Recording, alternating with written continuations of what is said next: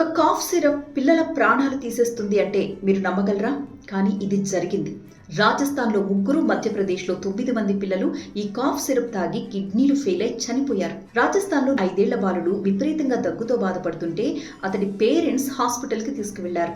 Doctor check చేసి ఈ cough syrup suggest చేశాడు. రాత్రి ఇంటికి వెళ్ళిన తర్వాత ఆ కాఫ్ సిరప్ వేశారు. కానీ ఉదయం బాలుడు నిద్ర లేవలేదు.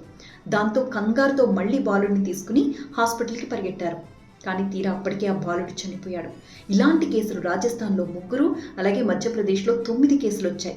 వీళ్ళందరూ కూడా ఈ కాఫ్ సిరప్ తాగిన వాళ్లే. కిడ్నీలు ఫెయిల్ అయ్యి చనిపోయారు.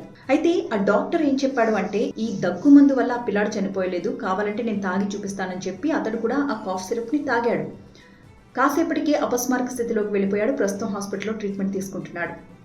అయితే కేంద్ర ప్రభుత్వం దీనికి సంబంధించి అలర్ట్ జారీ చేసింది, కేంద్ర ఆరోగ్య శాఖ. అదేంటి అంటే 2 ఏళ్ల పిల్లలకి ఎట్టి పరిస్థితుల్లో కూడా ఏ డాక్టర్స్ కూడా దగ్గు జలుబుకు సంబంధించిన మెడిసిన్స్ ఇవ్వద్దు అని చెప్పి. జనరల్గానే 5 సంవత్సరాల లోపు పిల్లలకి ఈ మందులు ఎవరు సజెస్ట్ చేయరు.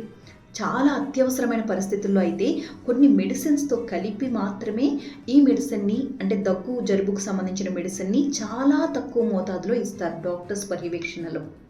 అంతేగాని మనం ఇంట్లో పిల్లలు దగ్గుతున్నారు కదా అని చెప్పేసి మనం వాడే దగ్గు మందుని పట్టుకొచ్చి వాళ్ళకి వేసేస్తే అది ప్రాణాంతకమే అవుతుంది. జనరల్గానే దగ్గు మందు తాగితే కాస్త మనం మత్తులోకి వెళుతూ ఉంటాం. అలాంటిది పిల్లలకి వేస్తే ఇదిగో ఇలా శాశ్వత నిద్రలోకి వెళ్ళిపోయే అవకాశం ఉంటుంది. ఈ ఘటన బయటకు వచ్చిన వెంటనే ఆ కాఫ్ సిరప్ని టెస్ట్ చేయించడానికి ల్యాబ్కి పంపించారు.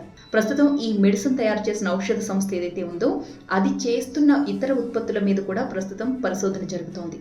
ఇంకా దీనికి సంబంధించిన కంప్లీట్ డీటెయిల్స్ బయటకు రావస్తుంది. ప్రస్తుతం అయితే ఈ కోల్డ్ రిఫ్ అన్న కాఫ్ సిరప్ని బ్యాన్ చేశారు. సో ఈ పేరు గుర్తుపెట్టుకోండి.